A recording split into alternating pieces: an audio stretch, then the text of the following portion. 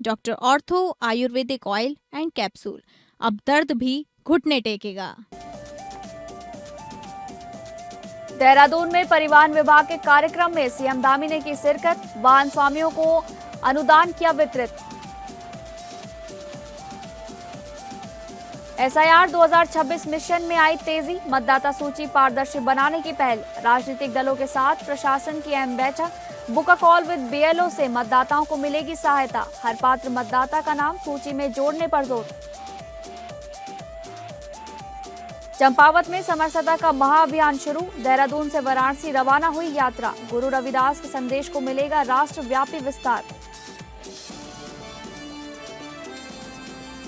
उत्तराखंड में पहाड़ से मैदान तक भारी बारिश का ऑरेंज अलर्ट, बाढ़ की चेतावनी, 4 जिलों में बंद रहेंगे स्कूल। देहरादून में नया पुल धंसा, रुद्रप्रयाग में अलकनंदा का रौद्र रूप।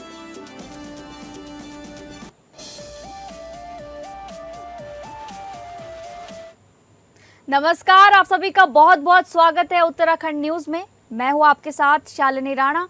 शुरुआत करेंगे उत्तराखंड से जुड़ी खबरों की, जहां देहरादून में परिवहन विभाग द्वारा आयोजित कार्यक्रम में उत्तराखंड के मुख्यमंत्री पुष्कर सिंह धामी ने शिरकत की, जहां उन्होंने वाहन स्वामियों को अनुदान और प्रोत्साहन राशि वितरण की।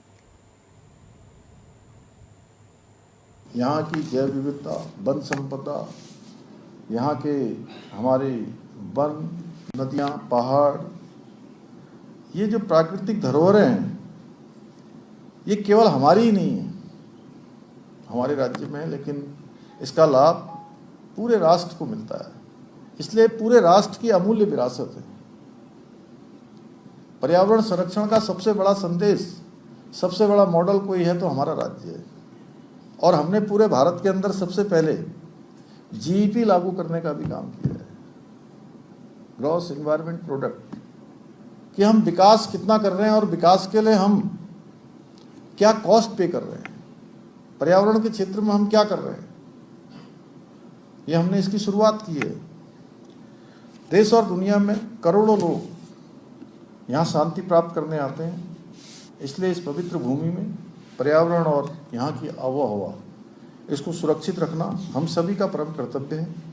हमारा ये दृढ़ विश्वास है कि विकास और पर्यावरण ये एक दूसरे के परस्पर विरोधी नहीं है, बल्कि ये एक दूसरे के पूरक हैं, ये साथ साथ चलने चाहिए।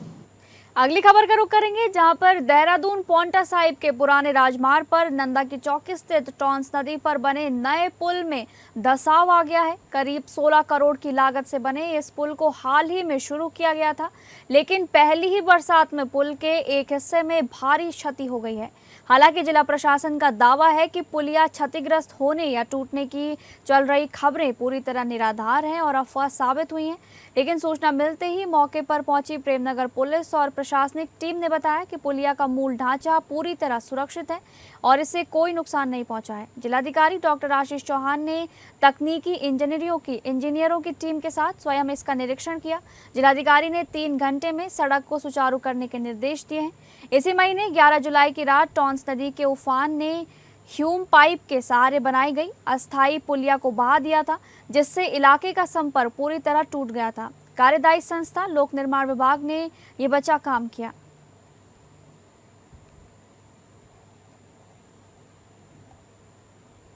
अगली खबर, मुख्यमंत्री पुष्कर सिंह धामी ने आदर्श चंपावत विजन के तहत विश्व प्रसिद्ध सिद्धपीठ मां पूर्णागिरि धाम में करीब 45 करोड़ की लागत से अत्याधुनिक रोपवे का निर्माण तेजी से चल रहा है। परियोजना पूरी होने के बाद श्रद्धालु महज 5 मिनट में माता के दर्शन कर सकेंगे। उत्तराखंड पर्यटन विकास मंडल की इसी महत्वाकांक्षी परियोजना का निर्माण केआर आनंद नई दिल्ली द्वारा किया जा रहा है। आधुनिक कैबिन लगाए जाएंगे, जिनमें प्रत्येक की क्षमता 61 यात्री की होगी। ये रोपवे हर घंटे करीब 800 श्रद्धालुओं को यात्रा की सुविधा देगा, जहां परियोजना से बुजुर्गों, दिव्यांगजनों, महिलाओं और बच्चों को कठिन चढ़ाई से राहत मिलेगी और यात्रा अधिक सुरक्षित व सुगम बनेगी। साथ ही धार्मिक पर्यटन को बढ़ावा मिलने से होटल, परिवहन, स्थानीय व्यापार और स्वरोजगार के नए अवसर भी पैदा होंगे। जिला प्रशासन का कहना है कि ये परियोजना आदर्श चंपावत को नई पहचान देने की दिशा में एक महत्वपूर्ण कदम है।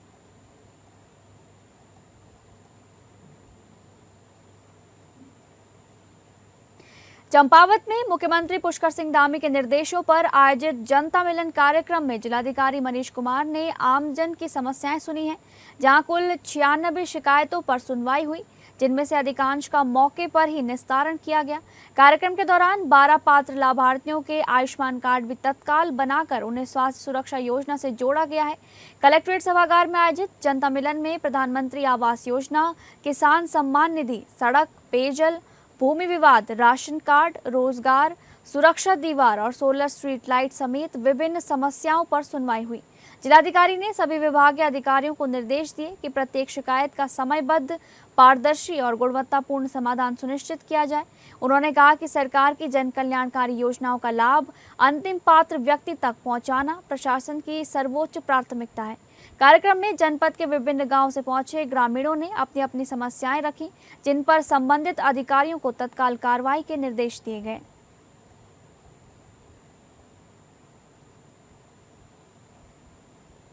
अगली खबर का रुख करेंगे, जहां पर मुख्यमंत्री पुष्कर सिंह धामी के निर्देशों के अनुरूप चंपावत के जिलाधिकारी मनीष कुमार ने राजकीय उच्च माध्यमिक विद्यालय पलसो का औचक निरीक्षण कर शिक्षा व्यवस्था की हकीकत पर की। निरीक्षण के दौरान डीएम ने विद्यालय की साफ सफाई, कक्षाओं, विद्युत व्यवस्था, शौचालय, मध्याह्न भोजन, ज्ञान केंद्र यानी कि लाइब्रेरी और विद्यार्थियों की उपस्थिति का गहन निरीक्षण किया। निरीक्षण का सबसे प्रेरणादायक दृश्य तब देखने को मिला जब जिलाधिकारी प्रशासनिक अधिकारी नहीं बल्कि एक शिक्षक की भूमिका में नजर आए। उन्होंने बच्चों को बेहद सरल और रोचक अंदाज में सामाजिक विज्ञान पढ़ाते हुए हड़प्पा सभ्यता और नदी घाटी सभ्यताओं के विकास की जानकारी दी। बच्चों ने भी पूरे उत्साह के साथ सवालों के जवाब दिए। डीएम ने उपस्थिति रजिस्टर की जांच करते हुए शिक्षकों को स्पष्ट निर्देश दिए कि जो विद्यार्थी लगातार स्कूल नहीं आ रहे हैं, उनके घर जाकर अभिभावकों से संपर्क करें और अनुपस्थिति के कारणों का पता लगाकर उन्हें दोबारा विद्यालय से जोड़ें, ताकि ड्रॉप आउट की समस्या पूरी तरह समाप्त हो सके। मध्याह्न भोजन योजना का निरीक्षण करते हुए उन्होंने खाद्य सामग्री स्टॉक की समीक्षा की और पर्याप्त भंडारण सुनिश्चित करने के निर्देश भी दिए। साथ ही ये भी सुनिश्चित किया कि सभी विद्यार्थियों को पाठ्य पुस्तकें उपलब्ध हो चुकी हैं या नहीं। विद्यालय भ्रमण के दौरान डीएम ने बच्चों से सामान्य ज्ञान और पर्यावरण संरक्षण पर भी चर्चा की।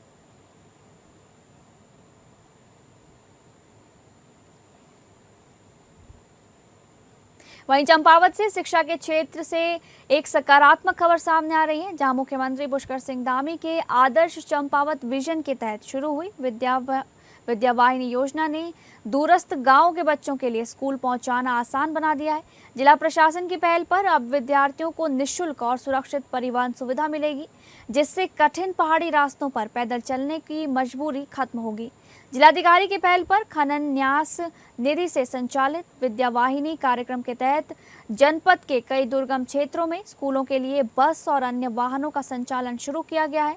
सल्ली साइली से जीआईसी धौन बिरगुल और गोली से जीआईसी भिंगराड़ा डोंगरालेटी और जमरसौ से जीआईसी मडलक, नौलापानी से जीआईसी अमोड़ी और बुडुम सुकनी से जीआईसी तालियाबांज तक विद्यार्थियों के लिए नियमित वाहन सेवा शुरू की गई है।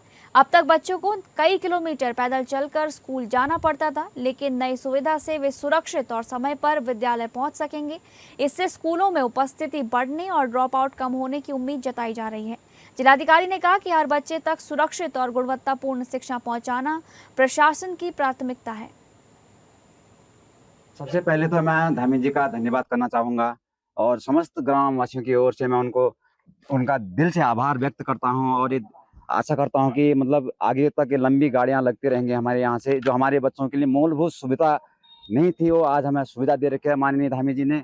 उनका बहुत समस्त ग्राम पंचायत की ओर से, बुडुम की ओर से मैं उनको धन्यवाद देना चाहूँगा। और सबसे बड़ी चीज़ ये थी कि जो आज हमारे बुडुम से लेकर तलियाबांध तक जो गाड़ियाँ नहीं थी, मूल रूप से यहाँ से जो बच्चों को रास्ते में गुलजारों के भय लगा रहता था हमेशा, वो उससे निजात। अगली खबर का रुख करेंगे जहां पर दिव्यांगजनों के सामाजिक, आर्थिक एवं न्यायिक सशक्तिकरण की दिशा में जिला प्रशासन ने महत्वपूर्ण पहल की है। जिलाधिकारी के निर्देश पर मुख्य विकास अधिकारी अभिनव शाह की अध्यक्षता में विकास भवन सभागार में समाज कल्याण विभाग की ओर से जिला स्तरीय समिति एवं स्थानीय स्तरीय समिति की बैठक आयोजित की गई। बैठक में दिव्यांगजन अधिकार अधिनियम 2016 एवं राष्ट्रीय न्यास अधिनियम 1999 के तहत प्राप्त प्रकरणों पर विचार विमर्श कर 12 मामलों में विधिक संशक्तता एवं सीमित संरक्षिता प्रदान करने का निर्णय लिया गया। बैठक में ऑटिज्म, सेरेब्रल पाल्सी, बौद्धिक दिव्यांगता एवं बहुदिव्यांगता से प्रभावित दिव्यांगजनों के हितों से संबंधित ऑनलाइन प्राप्त आवेदनों की विस्तार से समीक्षा की गई। स्थानीय स्तरीय समिति ने 8 मामलों में विधिक अभिभावक नियुक्त करने जबकि दिव्यांगजन अधिकार नियमावली 2019 के तहत गठित जिला स्तरीय समिति ने 4 मामलों में सीमित संरक्षिता प्रदान करने का निर्णय लिया है। कानूनी संरक्षिता मिलने से ऐसे दिव्यांगजन जो स्वयं कानूनी रूप से बाध्यकारी निर्णय लेने अथवा अपने वित्तीय एवं प्रशासनिक कार्य करने में सक्षम नहीं है, उन्हें अब विधिक अभिभावक या सीमित संरक्षण के माध्यम से बैंक खाता संचालन, बैंकिंग संबंधी आवश्यक कार्य तथा अन्य वैधानिक प्रक्रियाओं को पूरा करने में सुविधा मिलेगी। सरकार इन पर प्रतिबंध लगाते थे, क्यों मुस्लिम धार्मिक टारगेट करते? तो सरकार की तो खुले से अंडा, सरकार को तो इसका प्रोफिट है। हिंदू मुस्लिम कराएगी तो जब भी तो उनको वोट का बैंक बैलेंस सही होएगा उनका। मांगे तो ऐसी है, इसके खिलाफ पहले भी 2 बार एप्लीकेशन दे चुके हैं, या तीसरी एप्लीकेशन और पहली एप्लीकेशन और लास्ट एप्लीकेशन। प्रशासन इस पर संज्ञान लेगा, वरना जो संविधान के दायरे में रहेगा काम होएगा वो हम करने का काम करेंगे। भावना तो वो खुली मस्जिद को टारगेट करते हैं, अन्य स्थान को टारगेट करते हैं, और भी 10 स्थान है उनको क्यों नहीं टारगेट करते? तो उनका एक खुला सरकारी सांड है, वो इसी काम के लिए छोड़ रखे। खबरों के सिलसिले में आगे बढ़ेंगे। भारत निर्वाचन आयोग के निर्देशानुसार संचालित विशेष गहन पुनरीक्षण अभियान को प्रभावी एवं सफल बनाने के उद्देश्य से जिला कार्यालय चंपावत में मान्यता प्राप्त राजनीतिक दलों के प्रतिनिधियों के साथ महत्वपूर्ण बैठक आयोजित की गई। जिला निर्वाचन अधिकारी के निर्देशन में आयोजित बैठक की अध्यक्षता अपर जिलाधिकारी एवं उप जिला निर्वाचन अधिकारी ने की। बैठक में अपर जिलाधिकारी ने कहा कि विशेष गहन पुनरीक्षण अभियान का मुख्य उद्देश्य मतदाता सूची को शुद्ध, उद्यतन एवं त्रुटि रहित बनाना है। इसके तहत बूथ स्तर अधिकारी यानी कि BLO घर घर जाकर मतदाताओं का सत्यापन कर रहे हैं तथा आवश्यक दस्तावेज प्राप्त किए जा रहे हैं। उन्होंने सभी राजनीतिक दलों से अपील की है कि वे अपने बूथ लेवल एजेंट यानी कि BLA एवं कार्यकर्ताओं के माध्यम से अभियान में सक्रिय सहयोग दें ताकि कोई भी पात्र मतदाता सूची से वंचित न रहे और सभी का नाम समयबद्ध तरीके से दर्ज किया जा सके। बैठक में BLA 2 को बूथ स्तर अधिकारियों के साथ समन्वय स्थापित कर नोटिस वितरण, दावे एवं आपत्तियों के निस्तारण तथा सत्यापन कार्य में सहयोग सुनिश्चित करने पर विशेष बल दिया गया। इस दौरान भारत निर्वाचन आयोग की नई सुविधा book a call with BLO की भी विस्तृत जानकारी दी गई, जिसके माध्यम से मतदाता सीधे अपने बूथ स्तर अधिकारी से संपर्क कर आवश्यक जानकारी एवं सहायता प्राप्त कर सकते हैं।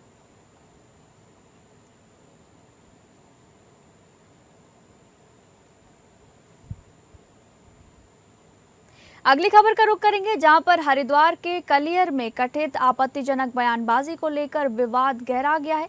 भीम आर्मी और आजाद समाज पार्टी के कार्यकर्ता बड़ी संख्या में कलियर कोतवाली पहुंचे और पुलिस को ज्ञापन सौंपकर संबंधित व्यक्ति के खिलाफ सख्त कार्रवाई की मांग की।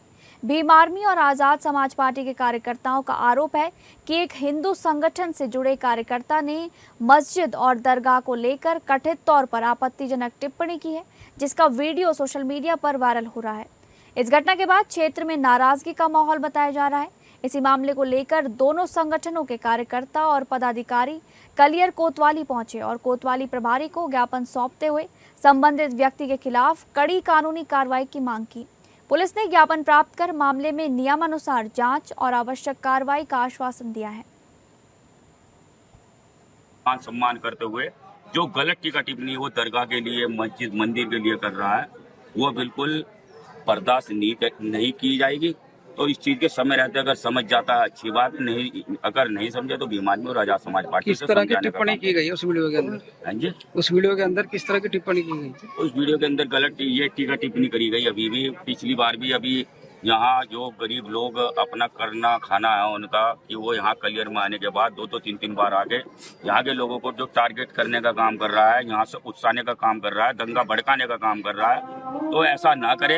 अच्छा एक बात बताइए, अगर मैं किसी धर्म के खिलाफ टिप्पणी करूंगा, उस धर्म के लोगों की भावनाएं आहत होंगी या नहीं?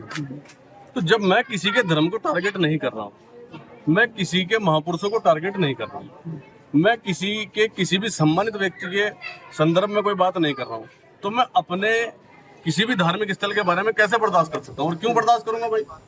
अगली खबर, चंपावत के चारों शहरी निकायों नगरपालिका परिषद चंपावत, लोहाघाट, टनकपुर और नगर पंचायत बनबसा में सोमवार को शासन द्वारा मनोनीत सदस्यों का शपथ ग्रहण समारोह गरिमामय वातावरण में संपन्न हुआ। संबंधित उपजिलाधिकारियों ने सभी मनोनीत सदस्यों को पद, गोपनीयता और राजनिष्ठा की शपथ दिलाई।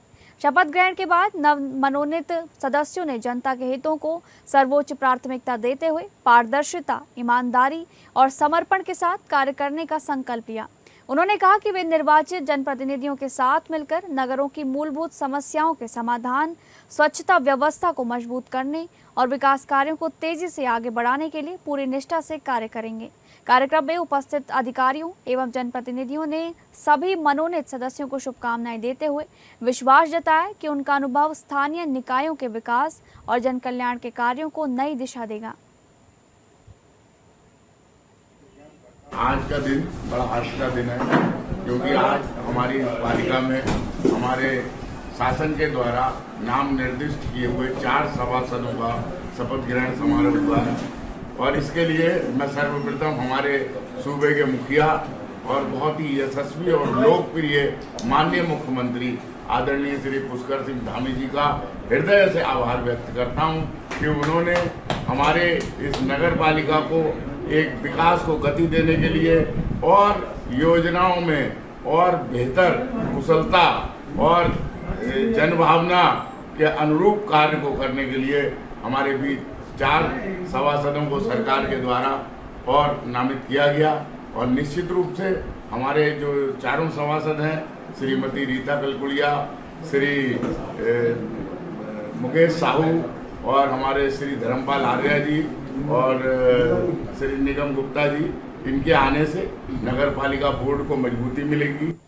अगली खबर, संत शिरोमणि गुरु रविदास महाराज की 650वीं जयंती वर्ष 2026 के उपलक्ष्य में आयोजित समरसता संकल्प अभियान कलश यात्रा का शुभारंभ भाजपा प्रदेश कार्यालय देहरादून से भव्य और श्रद्धापूर्ण वातावरण में किया गया।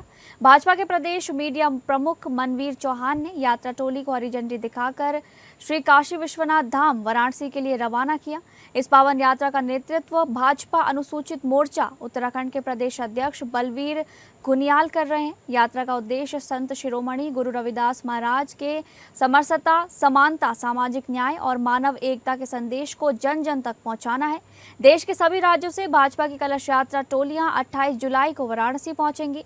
वहां संत शिरोमणि गुरु रविदास महाराज की जन्मभूमि की पावन मिट्टी से कलशों को पूरित किया जाएगा। इसके बाद इन कलशों को सभी राज्यों के विभिन्न जिलों में ले जाकर प्रमुख धार्मिक स्थलों पर स्थापित किया जाएगा, ताकि संत गुरु रविदास महाराज के समरसता और सामाजिक सद्भाव के संदेश का व्यापक प्रचार प्रसार हो सके।